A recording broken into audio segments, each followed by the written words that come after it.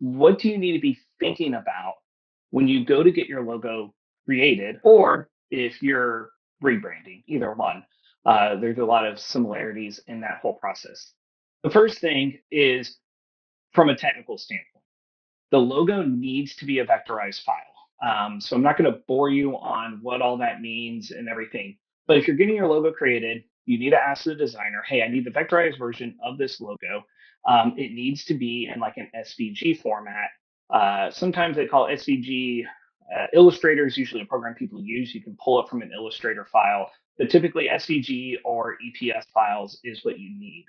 And what you want to do is when you get that file, you want to probably get a second opinion on it, have someone look at it and make sure that it is truly a vector file. So I have seen people go on websites like Fiverr or 99 Designs.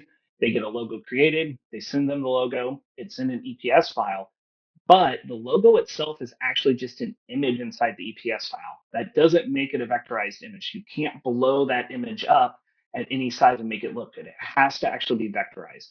So that's super important. That is the biggest thing on allowing your logo to be used at any size and any format. The other part that you need to be aware of is making sure you get different color combinations. So every logo should have a colorized version, should have a black version, a white version, maybe like a gray version, just things that you can use when you need it at different like backgrounds or different opportunities.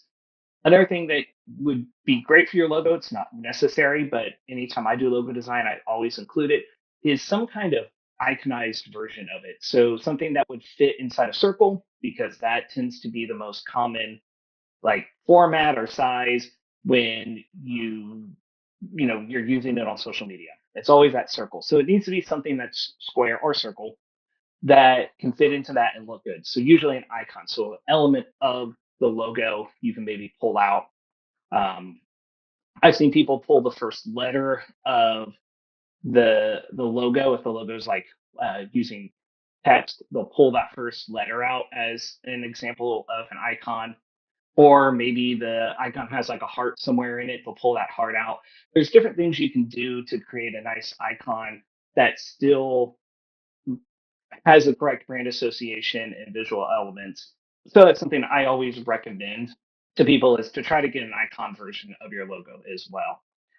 The other things that you need to be aware of, and this goes more now into design theory, but making sure that you have a logo that has the right colors, has your right color, your brand colors, your brand fonts. That's another big one I've seen is people will go, they'll get a logo made, and the font in the logo is not the font that's in their brand guide or anywhere on their website, and it just creates really weird visual inconsistencies that can be completely avoided if you're paying attention and asking for the right things and conveying that information to the designer during the design process. Now, if you're getting a logo redesigned, and this really kind of comes down to two different things. If you're getting the logo redesigned, and one, you want to keep your brand similar, so this is really more of a brand evolution, then you want to make sure that your designer is keeping core visual elements of your brand, the fonts, the colors, maybe if you had other visual cues or elements, you want to carry those into the new design. That becomes kind of an evolution of the logo. Now, if on the second hand, if you decide that during a rebrand, we're moving away from what we were completely for different reasons. I think we have other videos on when you should rebrand, so check those out.